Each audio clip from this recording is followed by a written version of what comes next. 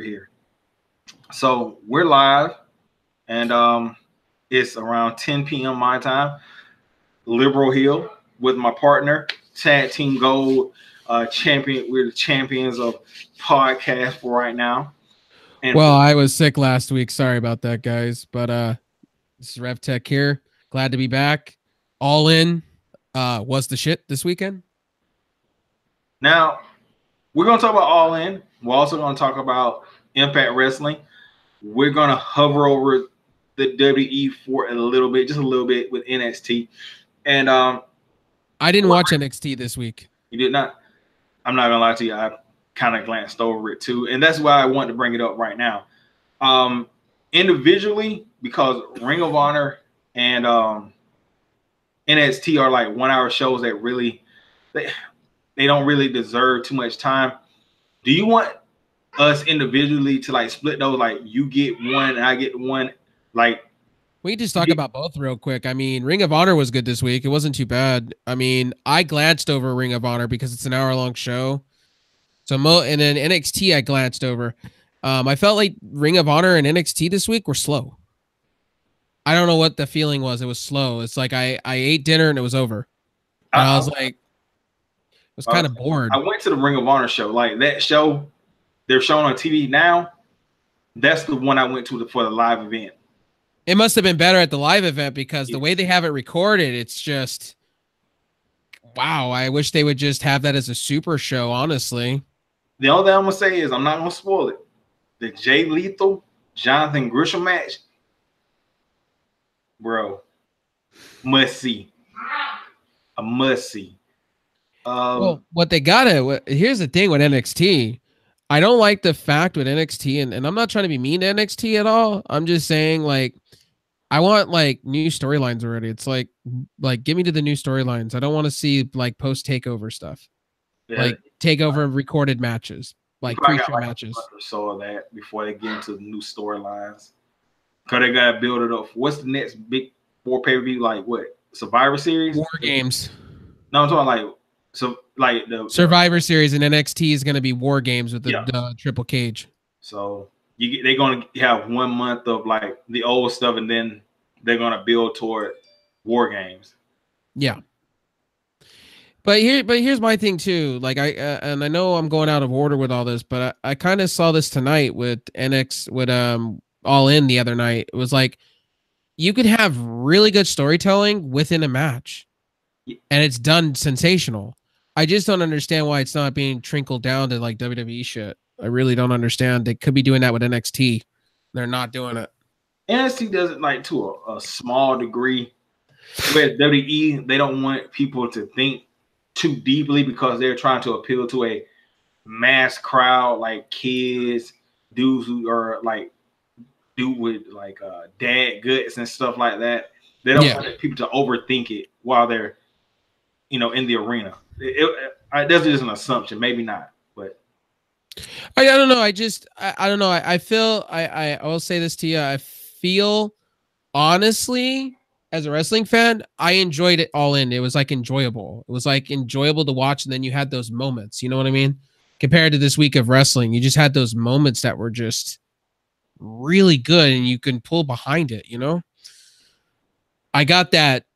What was it? WrestleMania feel. Some of the matches I felt that way, like the Cody Rhodes match felt that way. I know I'm going out of order, but I'm more like I was more amped for All In though. I was really, really amped.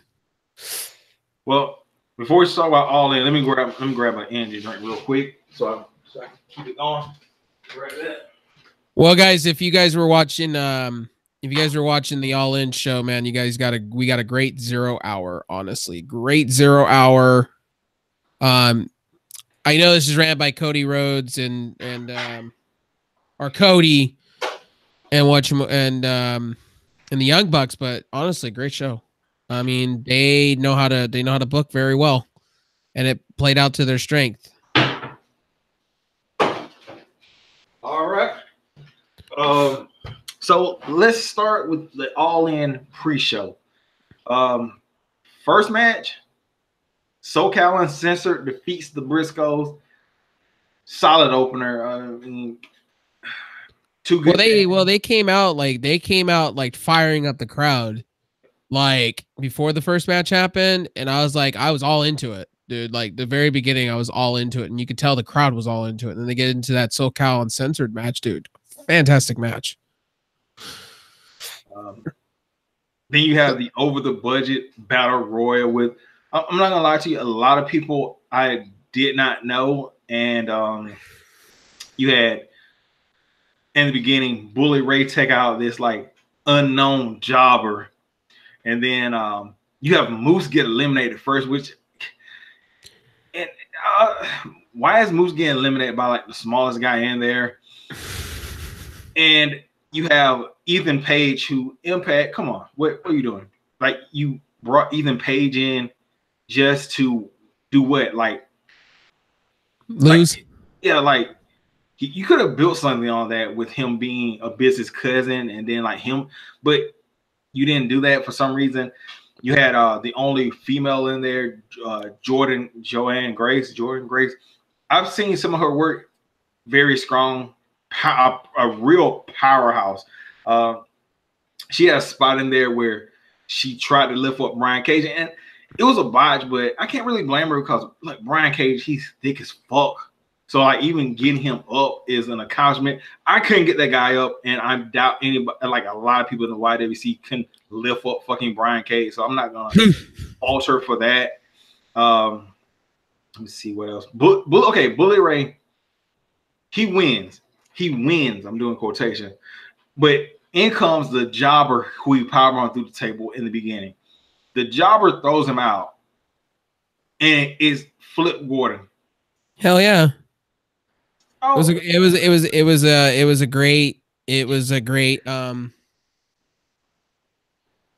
great segment. I'll say that it was a great segment. I enjoyed every second of it. Flip, you know what? Give Flip an opportunity. That's the way I see it. Give him an opportunity. I know he got screwed over once before, but it sets up for the whole what we're going to get into when we get to the title match, though. This wasn't like if you were looking for like technical shoot wrestling masterpiece. This wasn't it, but for entertainment, it passed the bar. And I do agree with you, Tyler, on that. I do read your comment there. I see it. I agree with you there. But I think there's two good matches of the night. We'll get into it. And okay, then you have the main card. Stephen Amell loses to Christopher Daniels, and this match was interesting in the fact that Stephen Amell, he's the lead, he's the actor from Arrow. The wrestling, it was for amateur, it was good, but you could tell Christopher Daniels carried this match. But I can't shit on Amell too much. He held his own for what he did in the match. You really can't. Honestly, the match was great. It was good for what it was. It was a good little kickoff show. Honestly, you could see Amell was getting some help there, really. And I was okay with it. He impressed me with some of the moves he was doing. I was impressed, and I actually agreed with the announcer. That was I agreed with the caller commentary guys. I agreed with all of them, saying that he should be in Ring of Honor right now, and Stephen Amell should be. Yeah, I mean he's good of a talent. I'll give it to him for a short amount of wrestling. He's only had 3 wrestling matches, But Christopher Daniels, you can't. Christopher Daniels, a legend. You can't. You cannot have him lose. Impact, yeah. I don't know how he didn't win the world title like all the time, but that's a different story. This match, like I said, it did what it was supposed to do. It got Amell over as trying to be a credible wrestler, but it also showed that Christopher Daniels, he's like you said, a legend in his own time. Then you had the women's 4-way, Madison Rayne versus Chelsea Green, who her new gimmick is okay. It's basically two-faced. It's the regular Chelsea Green or Laura Van Ness, and it's also the bride. So that was a nice touch. You had Dr. Britt Baker coming out to her boyfriend's theme song, and I'm not even going to knock that because the Adam Cole theme song is fucking badass. That's a cool theme song. And hey, look, the power of pussy. You can have a fucking theme song. That's pretty much how it worked out. Tessa Blanchard came out to like what was that theme song? That was this like Tessa Blanchard's theme song. Impact was just ball. That's badass. This theme song, trash. Well, I didn't understand most of it. So here's what I did understand. Okay, so did you get this vibe too when they were announced some of the wrestlers? They were under different names. Did you notice that? Mm-hmm. Well, they were just complete. Yeah, their music was different. I was like, when they called out Pentagon Jr., I was like, what? We're calling him something else? What? I'm confused. And I was confused with Tessa Blanchard. She came out to like this beat that I'm like, okay, let's go with that. Yeah, but like if Don Callis is there and like Ring of Honor is doing some of this stuff, why aren't the Ring of Honor guys coming out to their theme songs, or like Tessa coming out to her theme song? It just felt kind of weird. I don't know. Maybe there's some legal stuff that we don't know about, but it was just kind of off. Match was great though. I mean, honestly, Chelsea Green had me going like and you know, they were trying so hard on the color commentating staff. They were trying. Don Callis was trying so hard not to say Zack Ryder. You can hear him try so hard. This accomplished wrestler named they were trying to get the words out, and I was like, oh, they're gonna go there. They're gonna call it. They're gonna say it. And then I was like, oh, they can't say that because, well, WWE, they don't want WWE to come and sue them later. I would say, like you said, Chelsea Green stood out the most in this match due to the personality.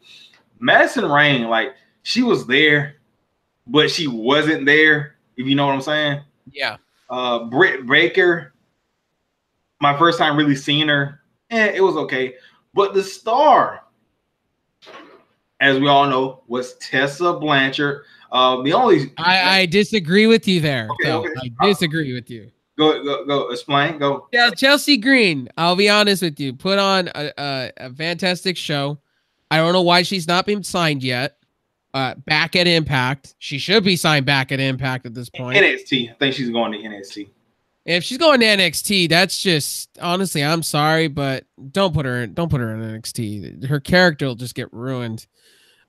She had like this one move that she did off the rope.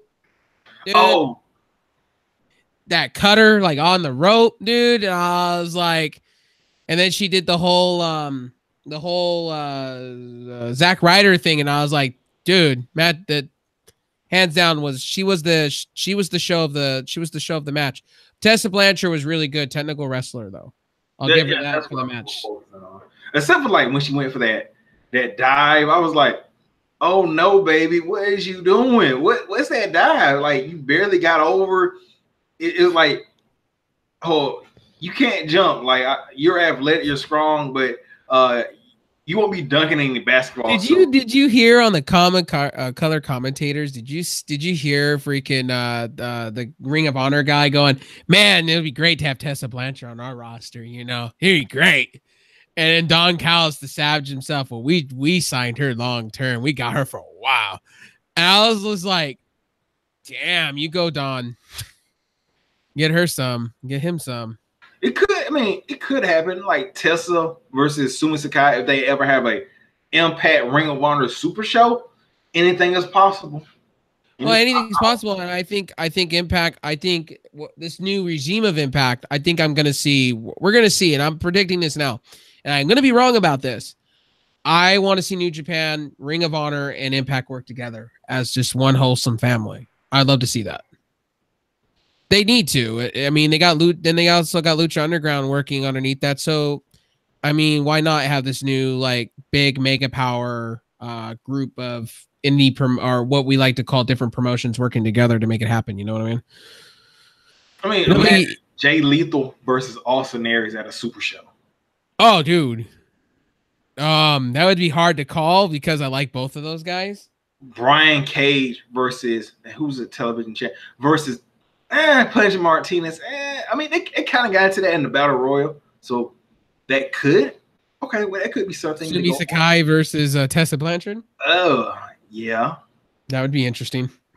Let's just stop, man. Cause I'm kind of getting a wreck right now. Thinking about let's stop. The NWA World Heavyweight Title. Cody Rhodes defeats Nick Aldis, and look, I'm gonna say this right now. I felt it was kind of weird placement of a prestigious title. Well, now re-prestige title of the NWA, because let's just be honest here.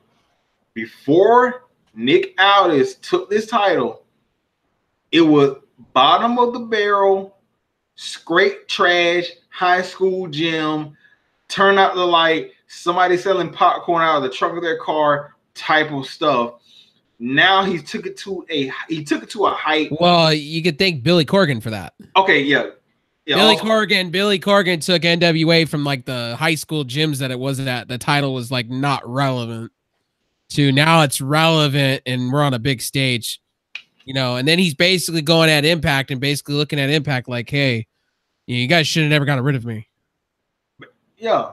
So I felt like this world title match should have been at least the second hour main event. I understand Cody probably wanted to get this all with so he could worry about the show because he was one of the creators, producers.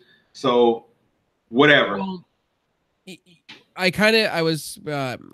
gonna say this in this podcast. They had to give the crowd a little bit of that.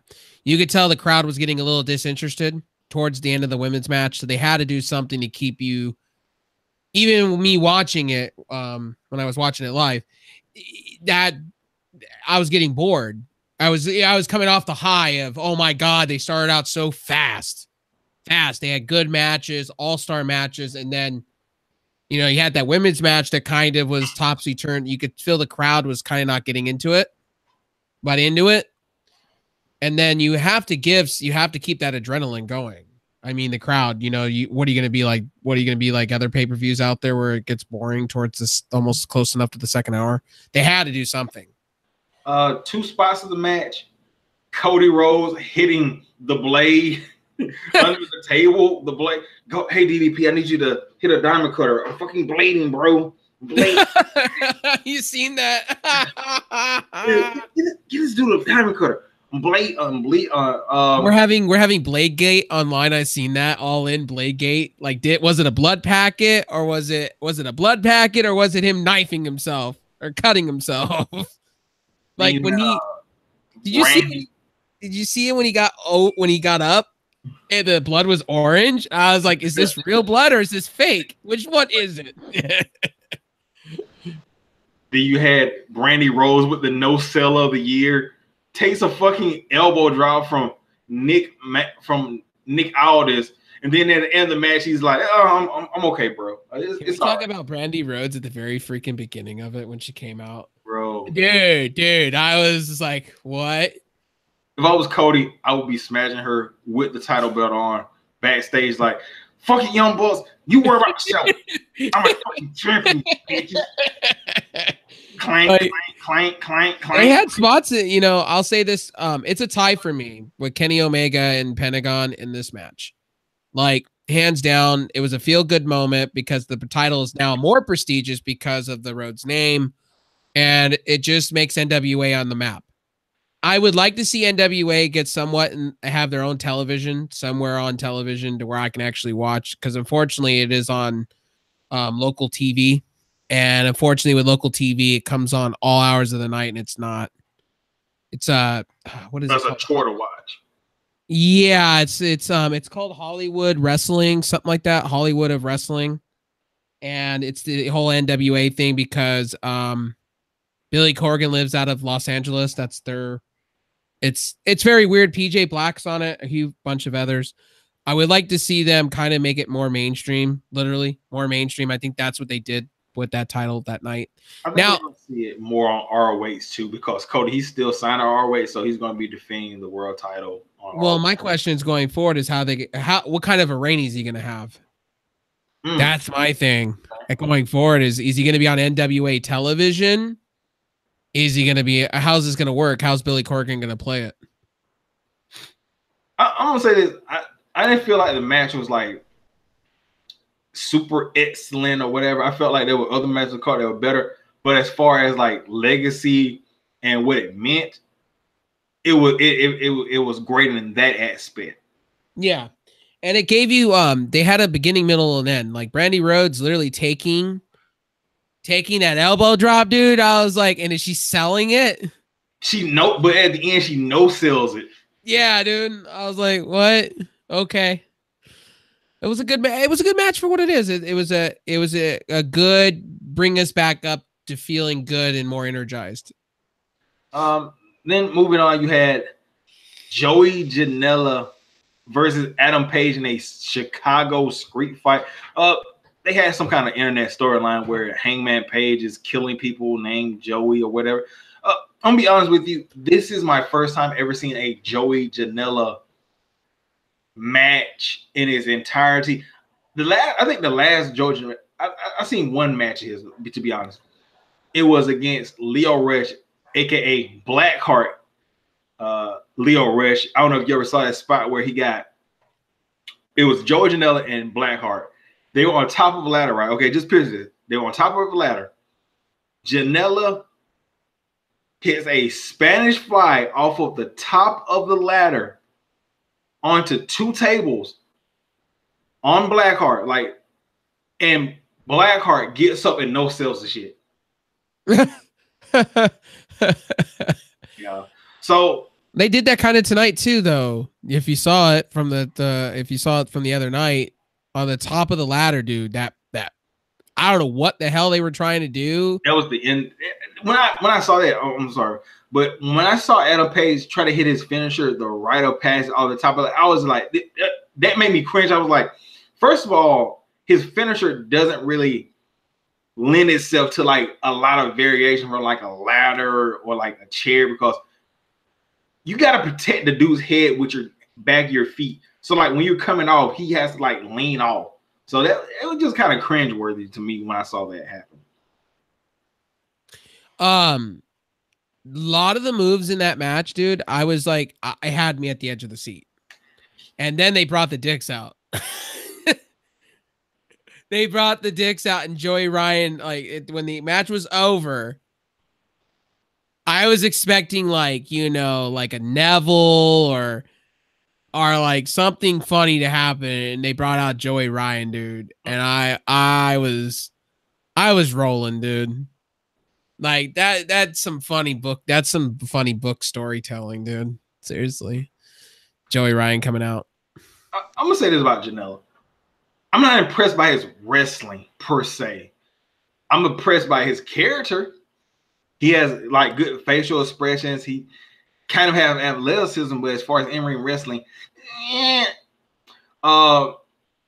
spot where he got a powerbomb off of the stage. Oh, dude. I thought he was dead. Like he didn't even really hit a table. He hit straight concrete. And you thought he was dead. He didn't move for a while. Oh, so like, and then you had Don Callis and all of them trying to sell it, like freaking selling it. Like, is the guy dead? Is he dead? Mm-hmm. And you had Don Callis just going, "Oh my!" But honestly, great match. The storytelling for that match, you had, I believe, you had Joey Ryan's wife or something like that. Joey Janela. Yeah, Joey Janela. And you had that there was a story to be told in that match, and it was a great match, not bad. Then you had Joey Ryan come out after being killed, and he takes out Adam Page. Adam Page also wins with Adam Page wins with right up passes, like I said, off of the top of the ladder onto a table. Janela took a lot of punishment, man. Like, Hitman Page, did you see his expression? Did you see his face when the dicks were coming out? He's like, "Oh my God, what is happening?" Joey Ryan comes out, dude, and I was just rolling so hard. It was entertaining. Great, very entertaining. The match served its purpose. Then you had Flip Gordon taking on Jay Lethal. And for some reason, you had Brandy Rose coming out with Flip Gordon dressed as like a military 1950s girl or whatever, and like I wonder why that happened. Maybe it's like double booking for like I don't. That was kind of weird. Like, well, Flip Gordon, if you watch the Being Elite, she's a friend, a confidant of Flip Gordon, more like a manager. She's a manager. She manages Flip Gordon while Cody Rhodes is off doing stuff in Japan. If you watch the Being Elite specials, okay, you should follow the Being Elite stuff because most of this tied into Being Elite. You know, the series on YouTube. So Flip Gordon was added into the bull. He's a trying member or whatever like a what is it rookie. Like a rookie or like a what do they do young lion kind of deal. So they're kind of building him up to be a member of the future of Bullet Club.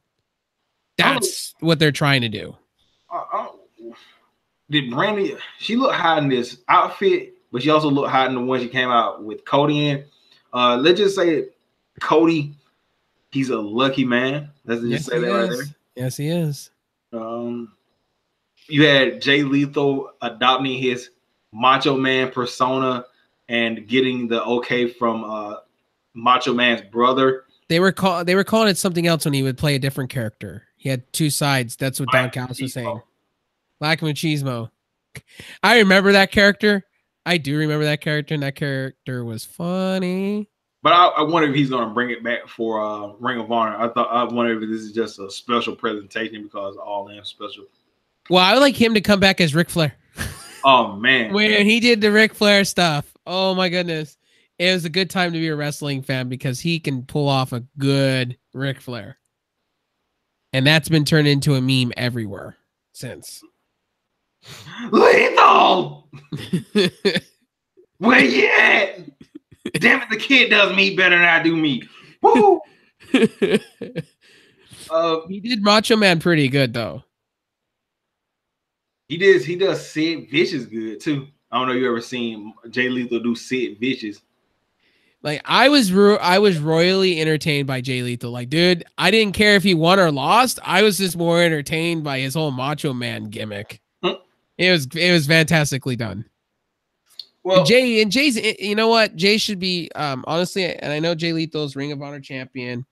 I think Jay Lethal needs to be paid more for what he does. Honestly, I get he has a situation with whatever her name is, Hicks or whatever her name is. I don't really care, but Jay Lethal deserves to be. I hope he gets what he wants eventually down the line. Becomes in the WWE on the main roster. I would love to see that. I would love to see that him get his dues and get paid a good payday just to be in WWE. Yeah, either he needs to go to NXT, work his way up, or become the NXT champion and then go to main roster, or go to Impact. No, just put him on the main roster. I mean, sign him to AJ Money. He is AJ Money. I'm sorry. I mean, just Jay Lethal. I'm a fan. I've been a fan forever. I don't want him to be if he ever goes to WWE, I don't want him to be like Xavier Woods bad. That's all I hope. No, I hope they don't put him in the freaking New Day. There you go. Yeah, he needs a single. Lethal wins. I mean, it was an okay match. I mean, nothing spectacular. Flip Gordon showed me some stuff, though. Flip Gordon showed me a lot in that match himself. Like, he's gotten better. Did he need to go after a title? No. But good match overall, though. I thought Brandy would have done more, though. See, I wanted Brandy to do more comedy stuff. That's what I was expecting. Then you had just let everybody know, you had Bully Ray come out and bring his chain and start beating the crap out of people. He gets beat up by Colt Cabana, and they almost box that spot because Bully Ray's so fucking big and shit. He can't really lift him.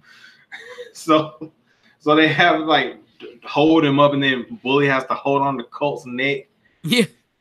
Did you hear Bully say basically, just throw me through the table already? Do it. Oh my God. He's just like, just do it. Go. I think he wanted that spot to be done sooner.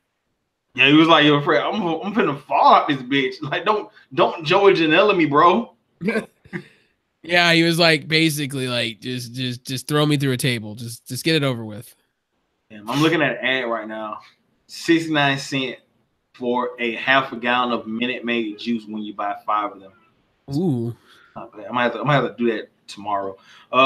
Then moving on, you had your match of the night, Kenny Omega defeating Pentagon Jr.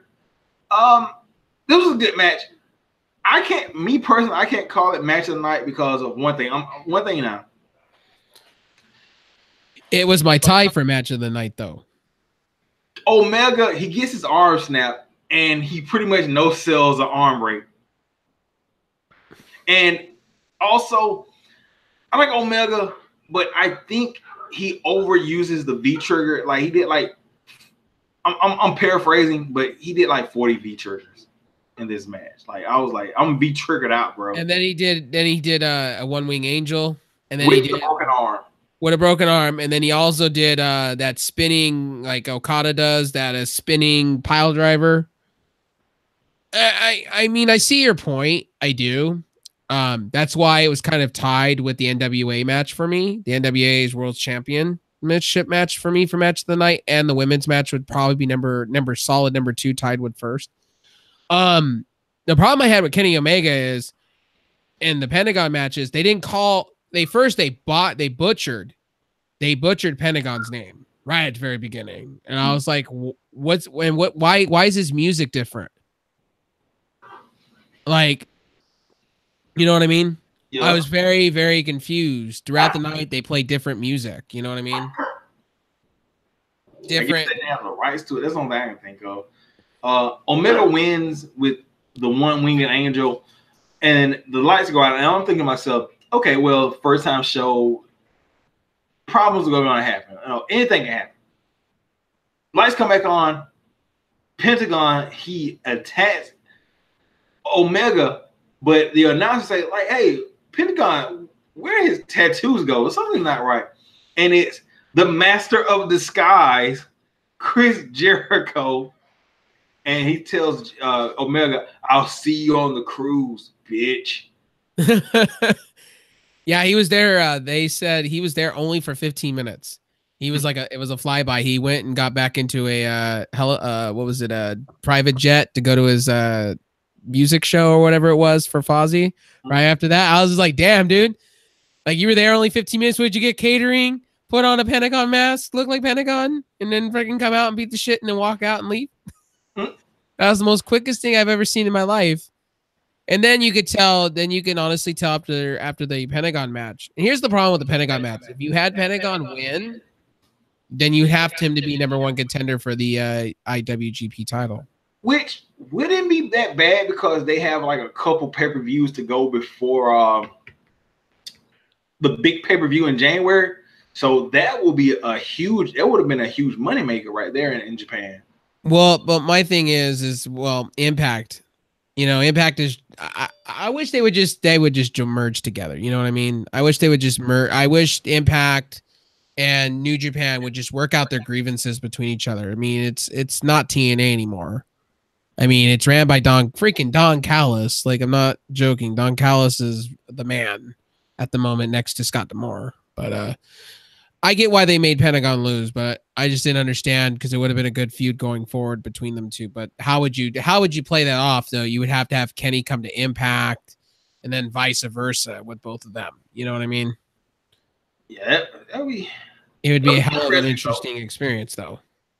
I mean, like I said, wrestling in this year, it had a lot of things that have surprised me. So if it happens, I would love it, but I also wouldn't be shocked because money speaks and things are different. So anything is possible.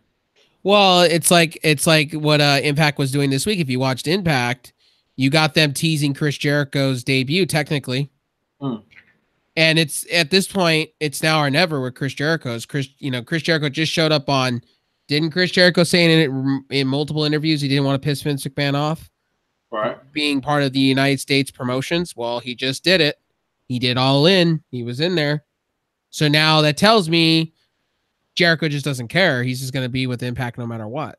So that's great. So that honestly, if you want your stepping stone to happen between New Japan and Impact, you got that now with Chris Jericho. If Chris Jericho doesn't lose the Intercontinental title, that would be great. Not to lose. I would like to see Chris Jericho hold it, but he needs to defend the title though. Yeah, that's enough. That's a problem I have with that. He's basically brought Lesnar the title, and he really like when they get out the cruise, they're gonna have to set up something, a storyline for him to defend it. I'm wondering on the cruise. Here's my question: is the cruise going to be televised? That's the thing. It's got to be televised because now you're going to have all these good storylines. Is it going to be on somewhere live streaming? It's going to be on Fight. Oh, it is. Yeah, I think Fight. Hello, dog. Yeah, I think so. I think I'm gonna, but I think it should be on Fight because all those people are involved. ROH, Impact. And I'm pretty sure. I don't think they want to give those. Well, I would assume they would give it away somewhere. I mean, it's going to have an awesome card, and it's the first time that they're doing it on a boat, wrestling on a boat, like actually at the sea as they're going. It's going to be interesting to see how they're going to wrestle because how boats move back and forth. We're going to see how that works, but I'm excited for it. All in. Let's see what was left. We had the triple threat match. We had the 6-man tag. You had Okada versus Marty. Oh yeah, my bad. My match. I think this, in my opinion, this was match of the night. You had Okada doing his new gimmick, which is like I want to say like Dean Ambrose kind of, and you had Okada trolling Marty. He had him wind up for the Rainmaker, and then he hit the 205, and Marty Scurll hits him with the fucking finger break. That shit was funny as hell. And then hits him with a Rainmaker too. Yo, the disrespect of 205 live on full display, like you're not big enough to hang with the heavyweights. You're just 205. But in the end, Okada wins with I think 3 back-to-back devastating Rainmakers to Marty Scurll. He did that one move, that spinning pile driver into 2 Rainmakers. I believe that's what you're talking about. That spinning pile drive. Oh, yeah. That he does that legendary move and then hits him with 2. He picks him up, and I thought he was going to pin him. 2 Rainmakers later, it's over. 1, 2, 3. Good match. You know what? Okada, man. Even Don was saying it when he was going into the ring that they want him. He said, "I would love to have this man back in Impact. I would love to have this man back." Now it seems like once he lost the title, he's showing a little bit more personality. That was my big problem with Okada. Yeah, he's a good wrestler, whatever. I felt like he didn't have a character. And he never really showed any personality. Now he's lost the title. He's like becoming a more complete wrestler because he's already got the wrestling stuff down pat. Now he's got to work on the other stuff. Obviously English, but if he can get his other his English is not bad. If you ever listen to him speak English, it's like the first Japanese wrestler I've heard that can actually speak really fluent English. I've never without a problem. I see that's the problem. I don't have a problem with Okada. Okada, I would like to see him in Impact again. He seems like, he'd be a guy to be in Ring of Honor or like an Impact guy. I'd love to see it. You know what I mean? Yes, expand his base because even like the biggest stars of New Japan, they have to get out of that promotion to expand to a more wider audience. Well, this time Okada if he decides to go to Impact, it would be a hell of a lot different because Don Callis is running the show. Mm-hmm. A lot of people love Don Callis, so it's like it's a win-win situation. And then we have the 6-man tag. Match was too short, personally. Yeah, they threw a lot at you in like a short order of time because they were running out of time. Even they even said it on Don. They even said it. You can hear it in the background. They had to cut it off because they were running out of pay-per-view time. And Yeah, they didn't want to put more money towards keeping it on for too long. as soon as they hit the 3, it was like 1, 2, 3. Hey, cut the shit off. We out of here, bitch. Whatever. like I saw 619, and then I saw Wolverine looking Ray, and who was I watching it with? I was watching it with Brady, and I said, was I watching it with Brady? No. He was watching it off the side, and he was texting me left and right. I said, to him, I said, Rey Mysterio does not need to go to WWE. He needs to stay away from WWE. He works better on the outside of WWE. He looks so much better. I would rather see him win a New Japan World Heavyweight title. Then you had Phoenix. Can we just acknowledge how good fucking Phoenix is? Man, this dude, he hit a fucking jumping Mexican destroyer, that fucking rolling cutter shit. Yep. Like, bro, this man, like, obviously he's been rewarded for how good he is. He's the AAA champion, but damn, like, and soon to be X Division champion. We're gonna get into that. I don't think so. I don't know who Bandito is, and he's decent, but I probably never see him again besides like maybe a Ring of Honor show or whatever. So who was that? Bandito. I just see that's the first time I've seen him, so I can't make a judgment call on him. Kota Ibushi, like you said, it was a short match, so you really didn't see like all that Cody, not Cody, but Kota and the Bucks could do. It was just like spot, keep it going. Good match, just spot. Well, the thing is too, we didn't get any surprises. There's a lot of surprises outside of All In. Like, for instance, Neville's contract ran out. Finally, thank goodness. Now I can finally see Neville on the independent scene for like the second time, see his second run in the independent scene. He wants to be in the independent scene, so I'm cool with this. We didn't get to see enough. We didn't really get to. We saw Road Warrior come out. That was cool. We saw Billy Gunn and his son. That was cool. I felt that kind of weird though. Like Billy Gunn's son doing his old gimmick is like, okay, bro. Like, why are you using your dad? I understand why, but it doesn't, like, okay, you aren't a part of Diaz. Why are you using like his trunks and stuff? It didn't make any sense to me. Like, well, there is a few missing things that I thought they should have had. They should have had maybe the Women's of Honors Championship on the line. I thought maybe an Impact Championship. Like, I don't know. Yo, they didn't have enough time. That was the thing. You notice they didn't have enough time to fit it all into one thing. That's why WWE goes 3 to 6 hours. If they had another hour of time, I guarantee you would have some more interesting matches thrown in there and some surprises. I thought they were gonna tease CM Punk throughout the night. I thought they were gonna have Punk maybe come out, maybe like little like rumblings of Punk, but they're signing autographs though, right? Yeah, he was there for like 3.5 hours at a whatever Wrestling Pro Tees place or whatever, and at the event, he was there signing all day long, supposedly. Yeah, but it shit probably like really expensive. Like, you know, well, I'm gonna say this now, and I know I'm gonna sound bad. I think CM Punk either is gonna do two things. Either he's gonna go back to either he's gonna go in the independent scene and go work for like a smaller company and make them really big, or he's gonna go and fight for another MMA organization. Bellator, I'm assuming that's where he's going to be putting his mindset on, because he says he doesn't want to be back in WWE or wrestling in general. But I highly doubt that if the money's good enough, he'll be back. You know, I just had a thought. It would be cool if CM Punk made his re-debut NWA versus Cody Rhodes for the NWA title. You know what? That would be surprising. Yeah. I would like to see Punk come back and just make a small organization just big. Just like carrying them the promise and do what WWE didn't do with him.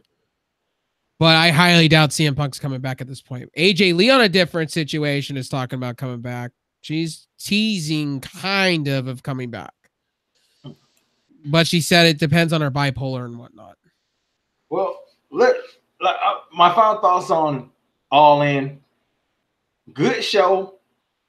for a first pay-per-view, and like I said, the bar has been raised for as far as independent shows and pay-per-views in general. This did it for me where, for instance, and I know I'm going to go into depth real quick. This sets the bar, and now you see 3 different organizations coming together to make one big pay-per-view. And that's never been done before in a while. And this is the first show since WCW post era. And I know Vince McMahon's not happy. Somewhere he's not happy because they sold out the place and they kept the crowd entertaining. You know what I mean? They kept him very entertaining. If I had to give this a score, I would say an 8, 8.5, 8, right around there. 8. Wasn't over the top good. It was good. And it kept me interested throughout the night for the 3 hours. The only problem I had was the ending. Shut up. It was the ending. The ending just really was like, oh, bye, guys. We got to cut. Bye. That was the only problem I had. But good. That was a good pay-per-view. Yeah. I'm looking forward to hopefully they do it next year, too. I like to see, and I agree with, I was listening to somebody online. I agree. Do an all-in every 4 months. Ooh. Oh. Or every 6 months. Okay, so have two all-ins every like 6 months. And make the all-in pay-per-views be like at big arenas. I'd love to see it in like I'd like to see it at the Superdome. That would be cool. I'd like to see it at maybe where the Atlanta Hawks play. I would like to see it maybe at the Staples Center. I could see all in just like selling out arenas just on the allure of it. American's having fun with his dog over there. But let's get into Impact. So let's just go ahead and get right into it. X Division title match: Brian Cage versus Phoenix. This match was fucking insane. You had Phoenix. I already said this before. Guy's fucking amazing. All the stuff he did in this match, I would be doing you a disservice if I told you, like, try to describe what he did in this match. Go and watch this match. Brian Cage also did excellent. It ends with Brian Cage hitting a top rope powerbomb on Phoenix. So, take your thoughts on this match, man. Phoenix can't say. I'm just gonna say this all night. Phoenix is like, give me more of it. This is what this is what I like about Phoenix. I like Phoenix for this reason. Phoenix, man, he hits that one cutter, dude. One devastating cutter off the rope. And he did to Brian Cage, and I was all blown away by it. I will literally say Phoenix is a shit. I told American earlier in this review that he should be X Division champion, or better at world heavyweight title. I think he's ready for it. He's too over with the crowd on Impact. I love Phoenix, and I you know what Phoenix gets me to do every week. He gets me thinking, what is he gonna do next? What's the next extreme thing? It's kind of like that Jeff Hardy effect. I want like Phoenix to get up on top of a ladder and just like swanton off of it, because he's got that vibe, like that I don't give a shit level. I'm gonna beat you really, really badly. And Cage, I'll say this, Cage, devastating F5. When he hit him with that devastating F5, it was over. Like, Brian Cage is like a Brock Lesnar-esque mixed in with cruiserweight. Like Pete Dunne kind of level, and just more bulkier and more manly. And when he hits you with the drill claw, like devastating, it's over. Then at the end of the match, after Brian Cage wins, you have OVE come out to attack the Lucha Bros. And Cage, he's sitting there like, should I interfere? Should I not? He decides to help out the Lucha Bros. And this is where I think they're going.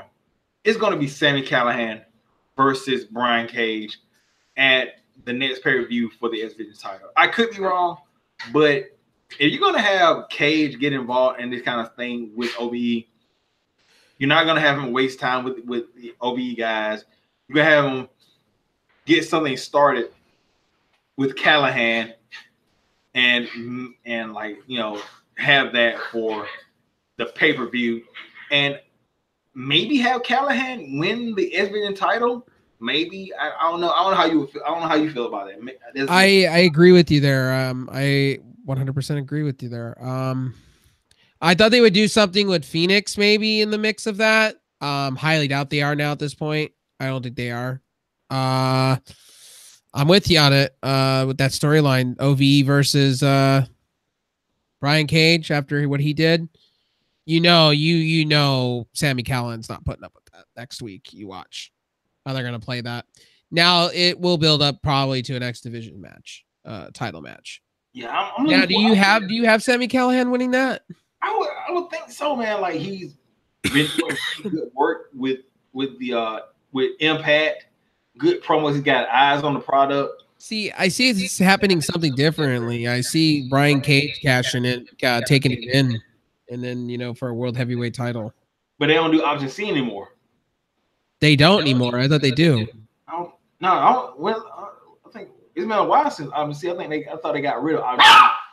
Shut the hell up, man. See, that's what I thought. That's just what I thought they did. What? Stop working at the cat. Shut the hell up. Shut the hell up. But I literally see the X Division title switching, and I see Brian Cage going up in class. Yeah, I mean, it's gonna be interesting to see where it goes. Then you had the smoke show. Scarlett Bordeaux entering the parking lot. So her manservant Bobo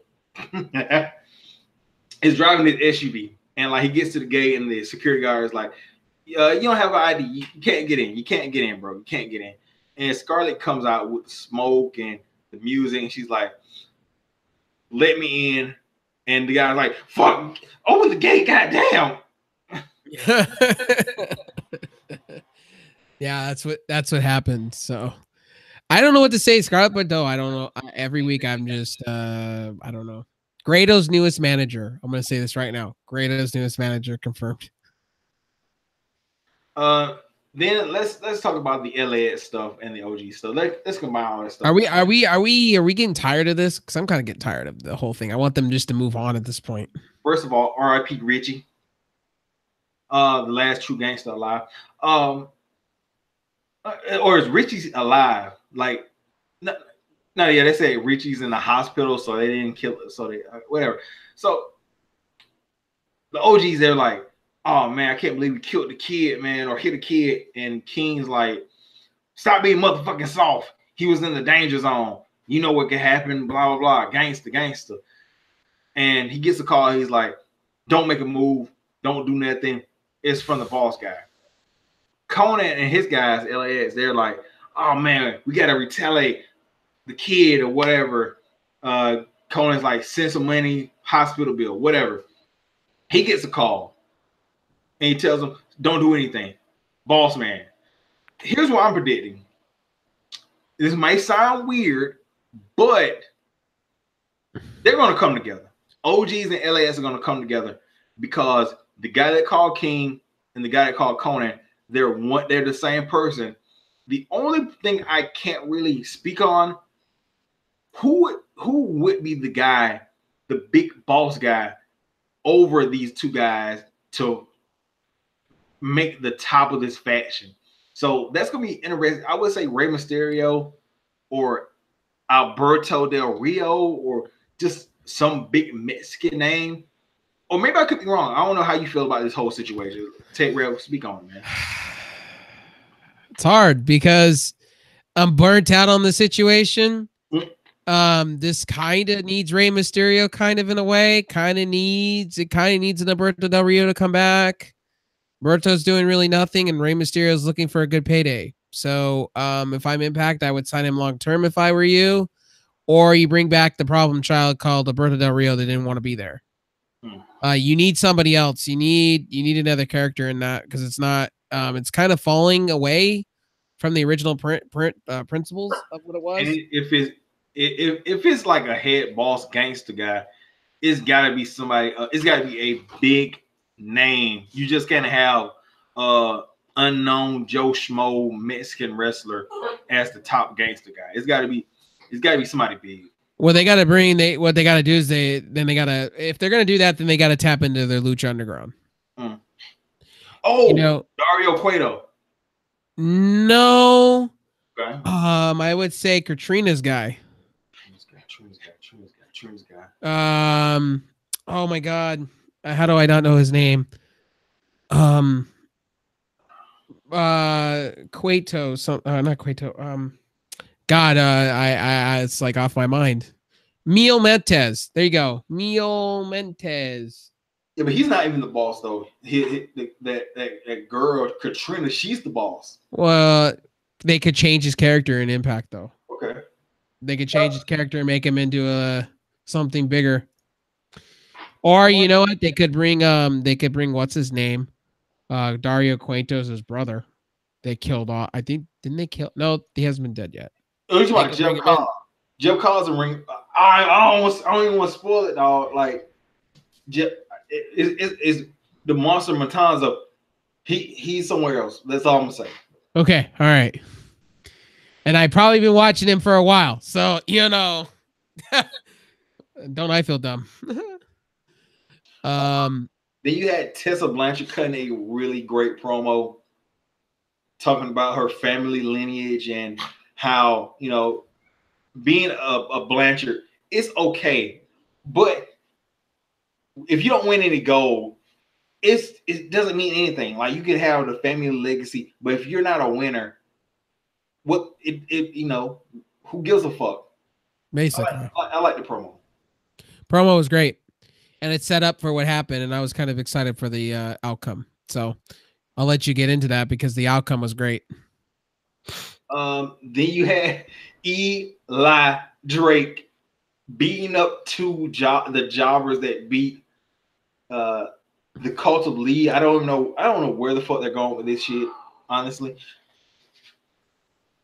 But I like this is weird. Like this is a weird storyline for Eli Drake. Like he went from being with Grado in a storyline thing to fighting jobbers. Like what's going on here? Like I'm completely confused.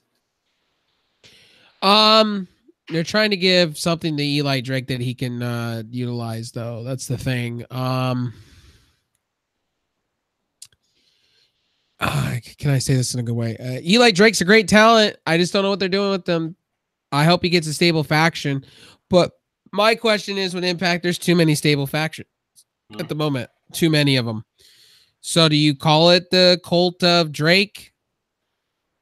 The Cult of Eli? I think it's gonna be interesting how they're gonna play that out. I say this: Eli Drake for X Division Championship down the road. Or maybe just get back to the World Championship stuff. Then you had Moose and Eddie backstage cutting a promo. Eddie's like, Moose, I love you more than this kendo stick. And Moose, he's like, I'm gonna whoop some ass. That's pretty much the promo. Like, yeah, the promo was okay though. Then you had the women's title match. You had Allie versus Tessa versus Su Yung. And look, I'm happy Tessa Blanchard won. It was a good match. I just wish, and hear me out, that Tessa Blanchard had won this in a feud by herself against a face at a pay-per-view instead of just randomly winning this in a triple threat. This reminds me of when Havoc, what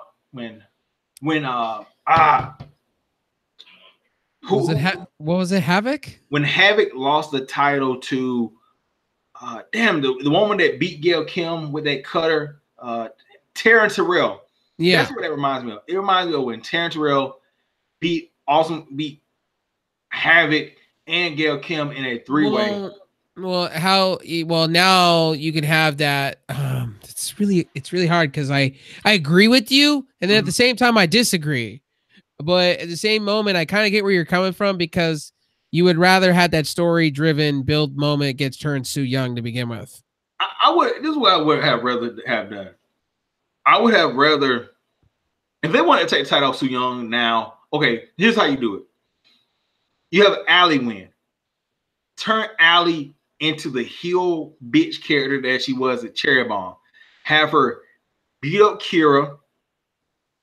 Have her hold the title until the next pay-per-view that's coming up in New York. Rosemary comes back. They have Rosemary versus no, never mind. Take Allie out of picture. Well, because you got to understand, Allie and Rosemary are doing a huge gimmick thing right now currently. Yeah. The devil and bunny thing. So it wouldn't work that way because just they're good friends and they said they don't want to go against each other. Yeah, let me hold. I'm sorry. Let me do this. Let me do this fantasy booking real quick. I would have had Su Yung win keep the title. Okay. Then had Rosemary win the title at a pay-per-view. Have Rosemary keep the belt for a little bit, and then you have Allie with the jealousy creep in, and that will be in like 2019, mid 2019. Have her creep in with the jealousy, turn heel. Rosemary defeats Allie, gets out of the way.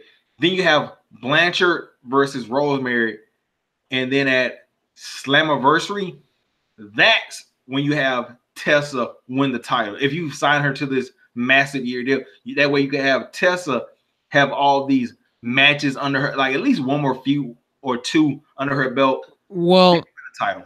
I agree with you there, but I also say that you could have had it differently though. You could have had Allie line herself with Rosemary to begin with and have them be a beat up kind of deal.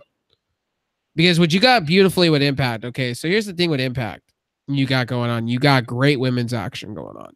Right. And you see what WWE's trying to copy everything they're doing. You see what Becky Lynch. Oh, she's going to beat up Charlotte. Charlotte looks bad. Okay. You kind of have that with Rosemary and Allie in a way. What you could do is you could have Rosemary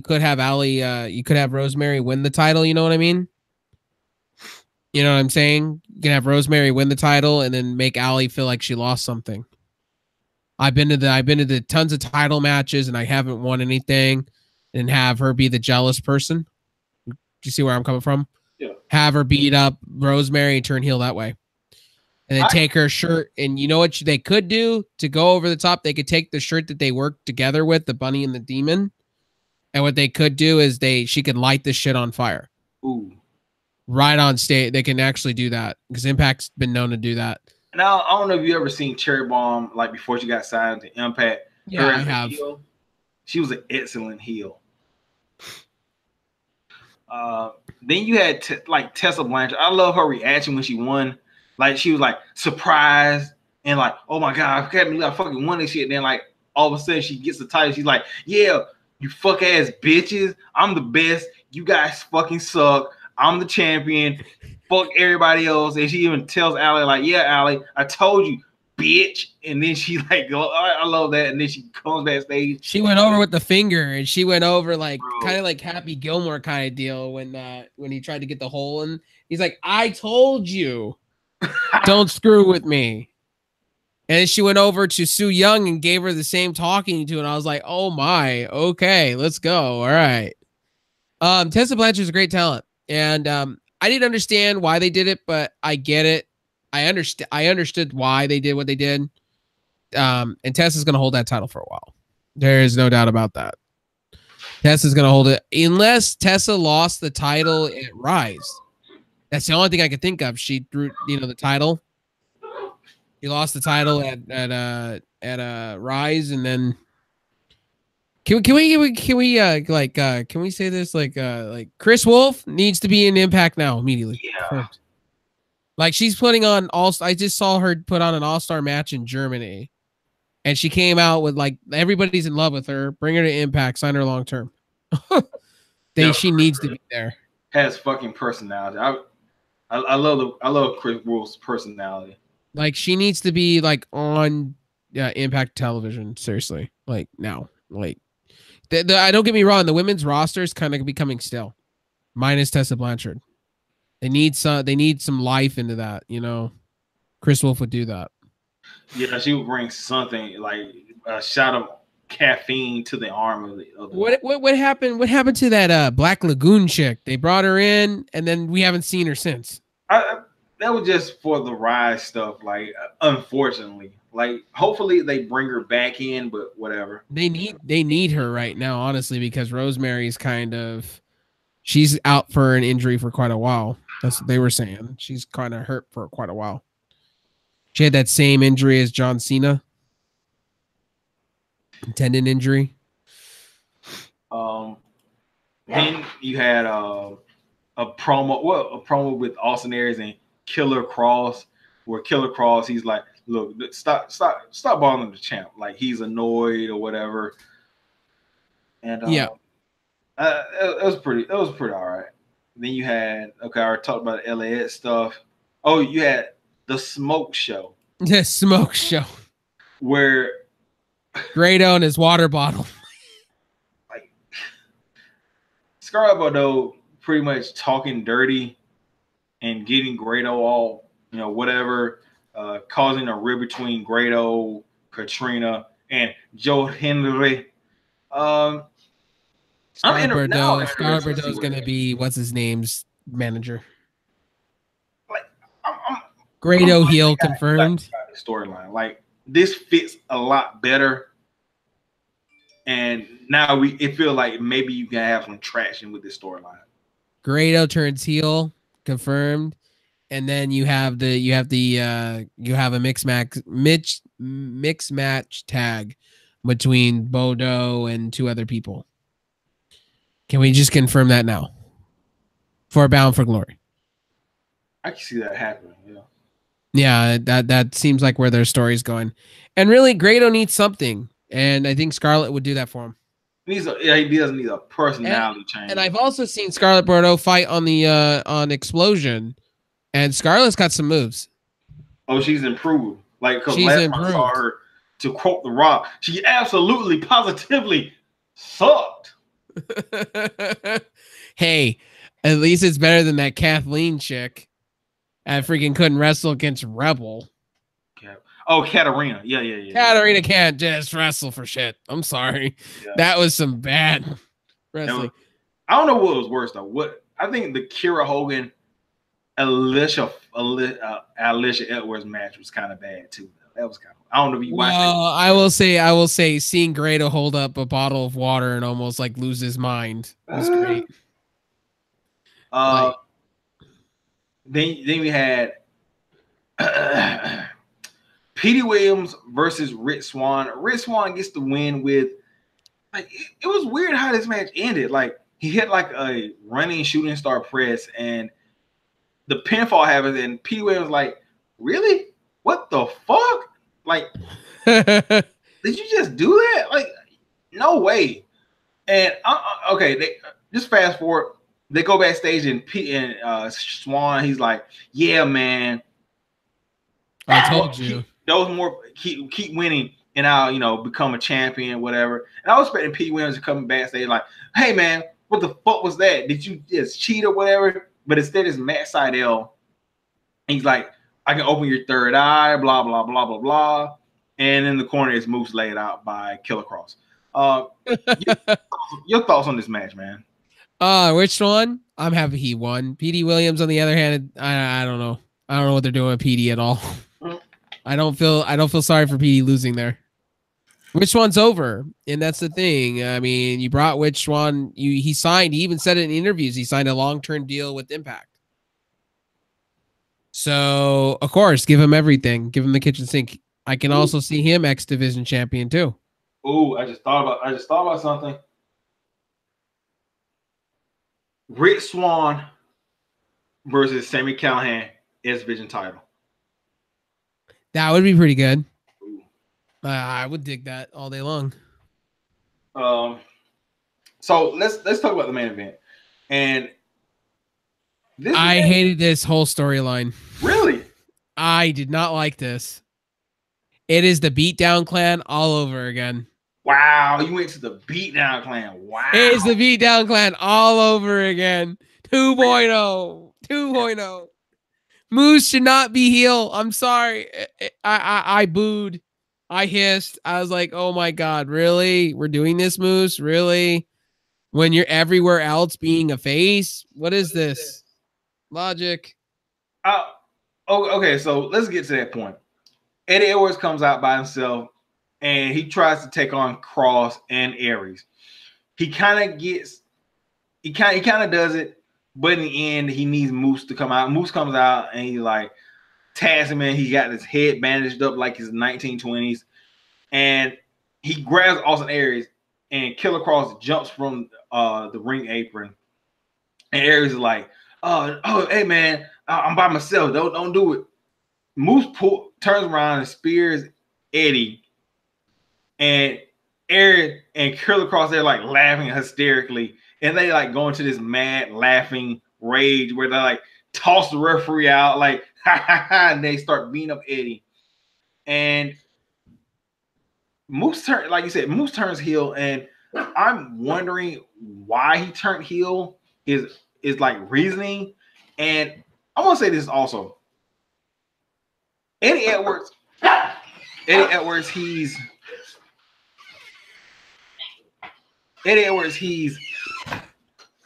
going to be facing Austin Aries probably at a pay-per-view. And I understand why he might win the title. I mean, fuck, the guy almost lost his fucking eye to the company. He didn't sue them. And he also takes like these dangerous spots. So if he gets rewarded with the world title, I can't really blame Impact for making that because of what Eddie Edwards has put his body through. But I think, like you said, your main problem with this is Moose being a heel. And let's look at this. Well, they built Moose up to be this feel-good story, and I don't understand why I just didn't understand it. You come back after having a huge concussion, and then you bring it back to do this. I just don't understand. Like you want to know the reasoning why he would join him. Well, I want to know storyline wise why he did what he did, and I want to understand. I want Impact to tell me why. It just doesn't make no sense. It just doesn't play. It doesn't play out for me. It makes sense.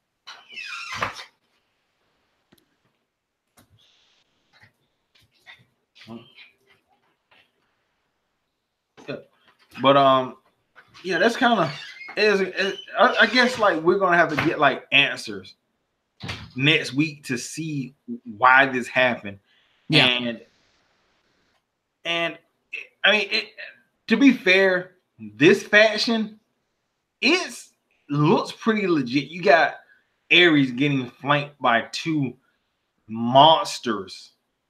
Like, and imagine if it's a downgrade for Moose. Let's be honest. If Moose and Killer Cross want to form a tag team and go after the titles. Yeah, but why would you have Moose to begin with do that? I mean, you built this guy up to be a world champion. You gave him the grand champion.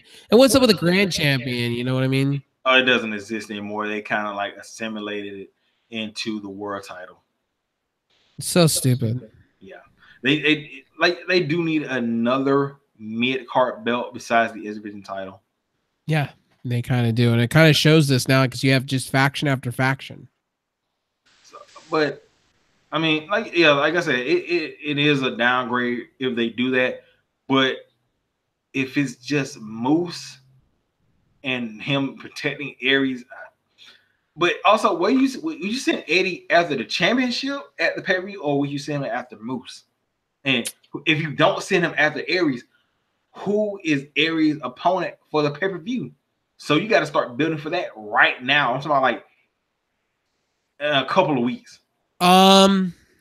Shit, that's hard because, well, you have the X division already reset. There's only other. Well, what do you do with Eli? Eli, I don't know how they're gonna pull that. There's only one logical way. You have Eddie Edwards win the title. There's only one other way with that. You have him win the title off of Austin Aries, and you start up a new feud.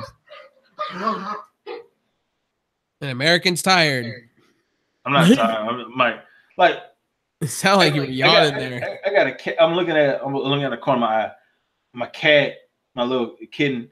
She like the dog came behind her, and like the cat like slapped the dog, but also jumped. So it was like a jumping slap. Like get the fuck back, pop, and like she like did a dunk in the air, but there's no rim. Like this, I was just like, cats are fucking amazing, bro. But Anyway, I mean, I would want to go into WWE, but the only thing I can really say is you turned Braun Strowman heel. Really? Really? Okay. There's nothing I can really say. I didn't And watch then SmackDown. we got Kyrie saying like right there. There you go. Oh man, I would totally regret that. But I would totally regret that. I mean, no, I would go Connor first. Like if I'm comparing like all of the women in from Japan and WWE, I would go. I would go Kana,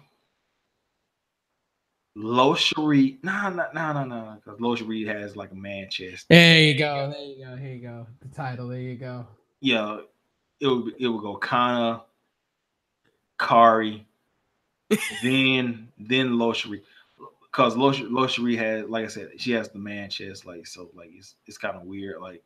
Well, and this is what they look like in NXT right now, currently.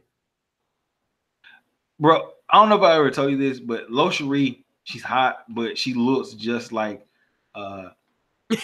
Tanahashi.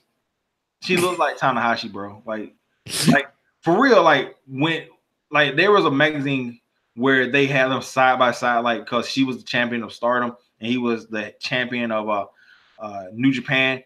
And it looked like I don't know why they did that because they look like brother and sister.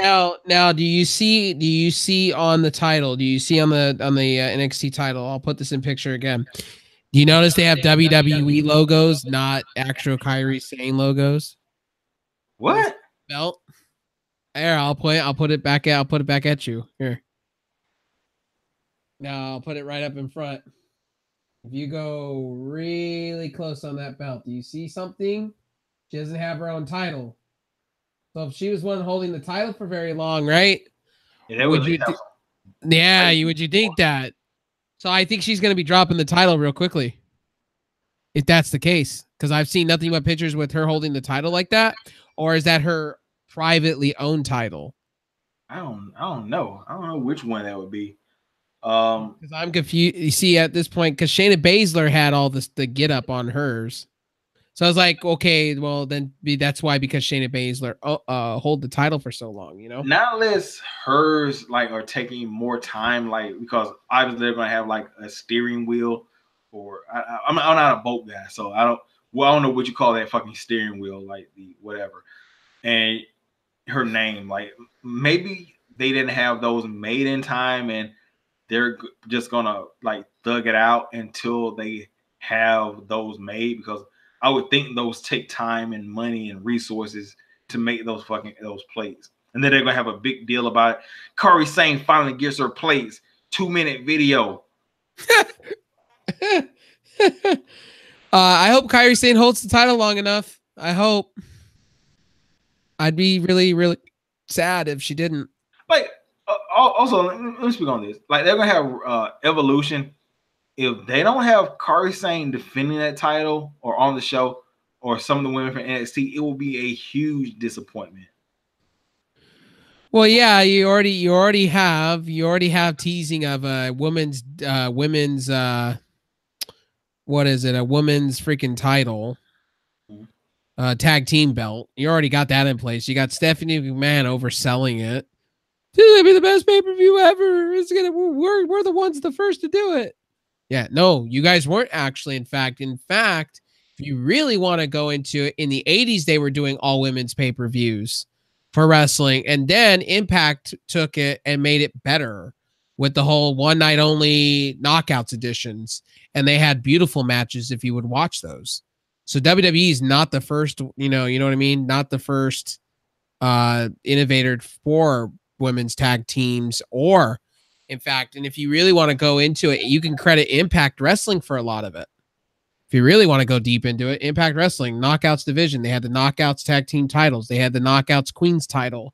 They had the Knockouts. They had so many different versions of the Knockouts title. It wasn't even funny. Before the Knockouts title became the Knockouts title.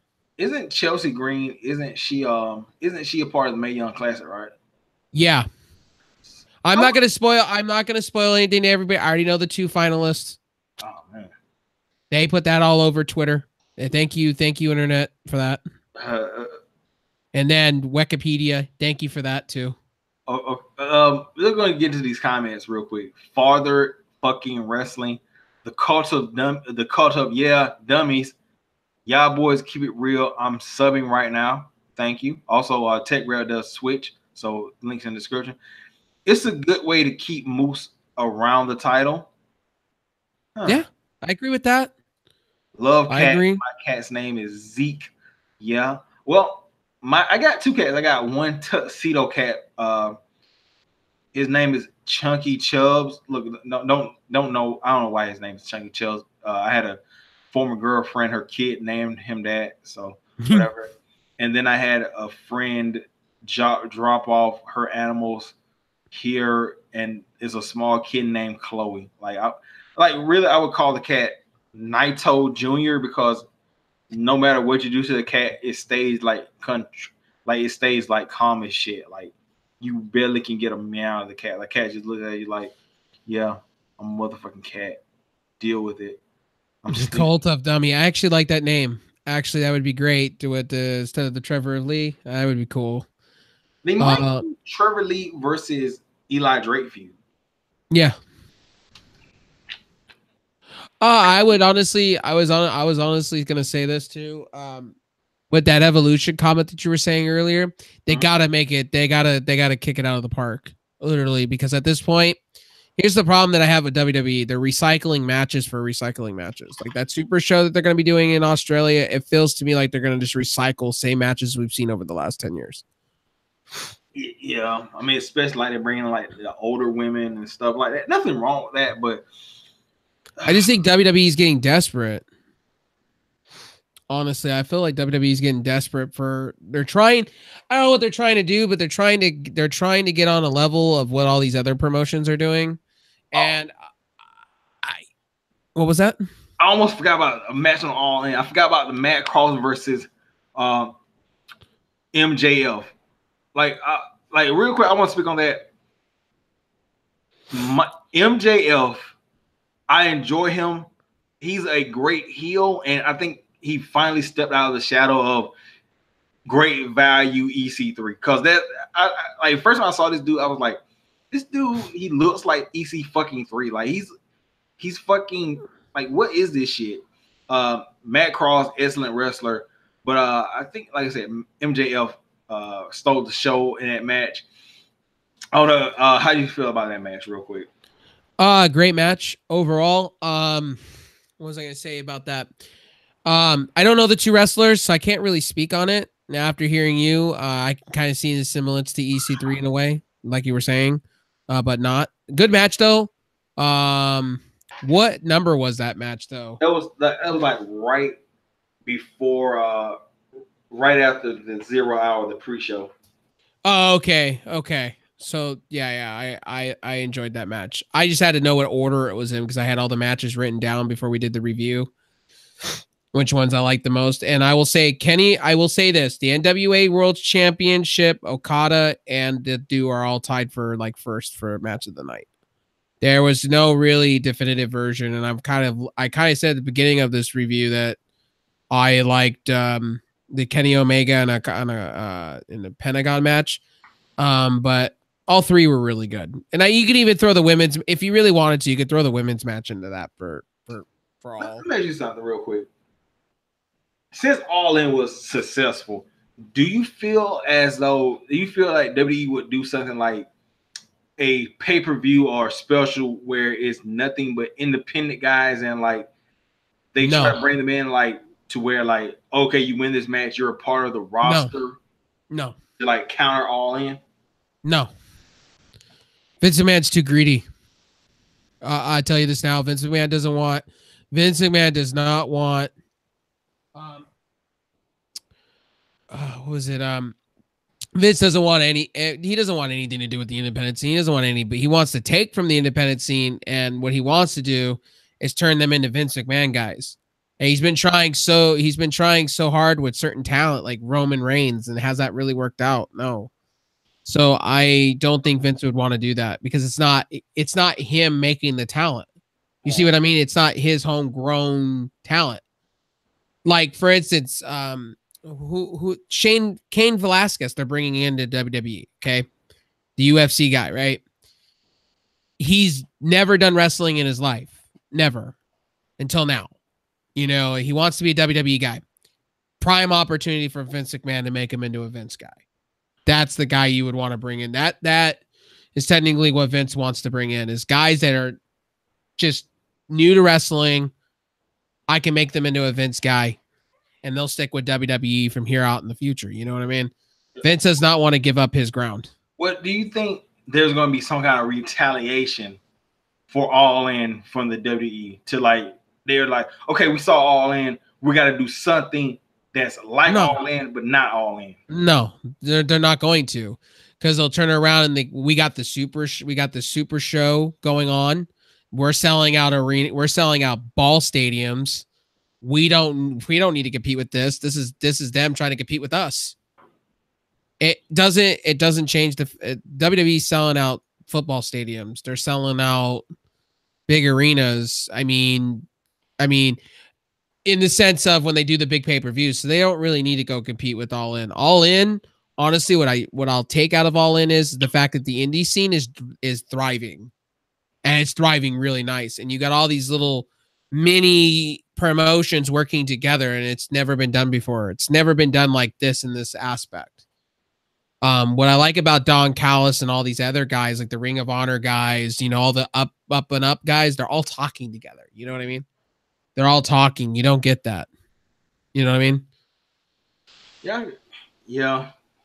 I'm just happy that All In happened, and it gave something new. Okay, so let's read this. I feel great about. I agree with that. Pyro is fantastic, Father. I agree with you there. Pyro was great to see. Actually, I actually marked out because they actually did somewhat of Pyro, and they screwed up at the very beginning, or that was all just scripted to happen that way. It was pretty good. And All In. I think WWE will do it, but keep it in their circles. You'll see how they copied the Broken Universe. Oh, that's, you know what? And you know what? Matt Hardy's retiring. And you know, that is just sad to me. That's a sad, sad day to me. I don't know. What do you think about that, American? Like I said, WWE, they love doing stuff like that. Oh, you're successful doing this at a small level. We got to take that idea and, you know, whatever. I don't know. WWE, I just feel like they're not listening. As fans, they're not listening, because what they did was they made Becky Lynch heel, which was a mistake in a way, but it wasn't really, because it kind of works out the way I thought it was going to work out, the way I wanted it to work out. Becky Lynch looks more hot than she ever has. Oh yeah. And honestly, Becky Lynch doesn't look like like a Bailey. I was like getting to the point to where, is she Bailey? She Bailey 2.0? You know, what is she going to say next? I want to hug you guys. Let's hug, guys. Let's just hug. I was waiting for Becky Lynch to do that. You know what I mean? I don't want to get into the Bailey stuff, man. Like, I don't even know what they're doing with that shit, but I hate to do this. It's around 12. I'm gonna wrap it up, man, because Labor Day is tomorrow, and you know, it is what it is. Yes, sir. So I'm gonna let you do the outros. We got the links in the description, my Twitter, your Twitch, and also thanks, guys. I appreciate you. I appreciate American for having me, though. I appreciate it every week. Let me bring this for you. Because not Impact, because NXT and Ring of Honor are like 1 hour shows, and they really don't qualify as time, you know, things to talk about. I was thinking that one of us do a review of either one of those on our individual channel, and then we come together on the Sunday or whenever to form like Voltron. So I want to ask you, would you want to do the Ring of Honor or the NXT review on your channel? And I take the one, whatever you win one. It doesn't matter. It doesn't matter to me which one you want to do. NXT is usually the easiest, because there's really nothing going on with NXT usually. All right. Not major. I'll take the Ring of Honor. All right. And you do the NXT, and then Sunday, if WWE Raw, it has something to talk about. We'll talk about that, but mostly it'll be pay-per-views and Impact Wrestling, like, to be honest. Cool. With that. All right. Well, we'll catch you guys later. And 5 people in the screen. I know it's not a lot, but it's a start. Like, you start from 0, you keep building up, and people keep enjoying the content. I appreciate it, Tech Rail. No problem, man. All right. Catch you all you guys later, and yeah. Peace. Are you gonna stick around?